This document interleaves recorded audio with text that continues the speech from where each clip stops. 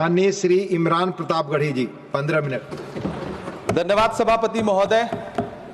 कभी सुदामा पांडे धूमिल जी ने कहा था कि एक आदमी रोटी बेलता है, एक आदमी रोटी खाता है, एक तीसरा आदमी भी है जो न रोटी बेलता है न रोटी खाता है, वो सिर्फ रोटी से खेलता है।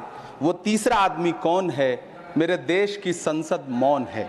सभापति महोदय, वो भी क्या दिन थे जब संसद में देश का बजट पेश होता था तो देश की सड़कें ठहर जाया करती थीं। रेल बजट पेश होता था तो लोगों की उम्मीदें रेल के डिब्बों की तरह पटरियों पर दौड़ने लगती थीं। पूरा देश धड़कने रोक करके वित्त मंत्री और रेल मंत्री को सुना करता था। अफसोस, अब बजट पेश हो जाता है, मीडिया चैनल सरकार का महिमा मंडन करते हैं और बेचारी जनता बजट के आंकड़ों के शब्द जाल में उलझी हुई महीनों बाद समझ पाती है कि उसका तो फिर से कट गया।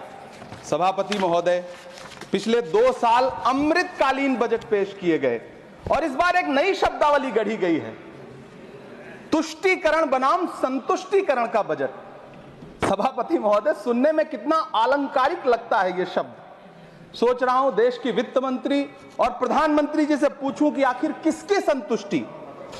जिस बजट में मनरेगा के लिए 1 रुपए की बढ़ोतरी ना हो, वही पुराना 86,000 करोड़, जबकि पहले ही 9,754 करोड़ का घाटा हो, जिस मनरेगा से करोड़ों मजदूरों के घर में चूल्हा जलता हो, उस मनरेगा में काम करने वाले गरीब मजदूरों के लिए अगर आपके खजाने से 1 रुपया भी इजाफी नहीं निकल सका तो भला कौन संतुष्ट हुआ साहब? इस देश का गरीब मजदूर या आपके उद्योगपति दोस्त?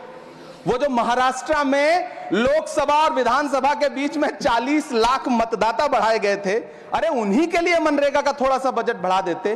क्या उसमें मनरेगा का एक भी मजदूर नहीं था 40 लाख लोगों में? सारे के सारे 12 लाख की छूट वाले से आगे के लोग थे।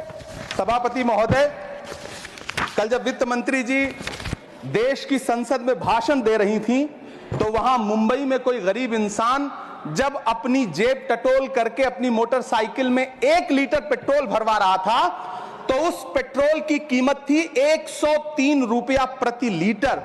आखिर इतना महंगा पेट्रोल डीजल खरीद के कौन संतुष्ट हो रहा है?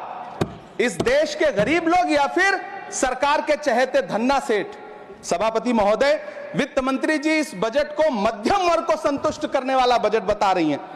अरे मैडम, हम आप यहां पर बैठे रहते हैं और वहां बाहर इसी दिल्ली में 1 लीटर दूध, चाहे वो अमूल का हो या फिर मदर डेयरी का हो, उसकी कीमत 73 रुपए लीटर है। इतना महंगा बेच करके कौन संतुष्ट हो रहा है?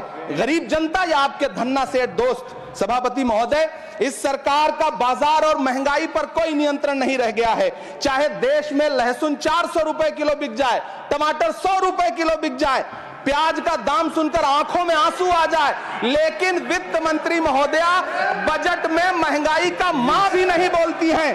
बच्चों की किताब और पेंसिल तक पर टैक्स लगाने वाले सरकार से मैं पूछना चाहता हूं कि आप मध्यम वर्ग का हितैषी बताते हैं, खुद को तो शर्म नहीं आती है? खुद को धार्मिक कहने वाली सरकार भगवान श्री कृष्ण के प्रिय खाद्य पदार्थों दही और मक्खन तक पर जीएसटी लगाती है और बात करती है मध्यम वर्ग की हिमायती होने की।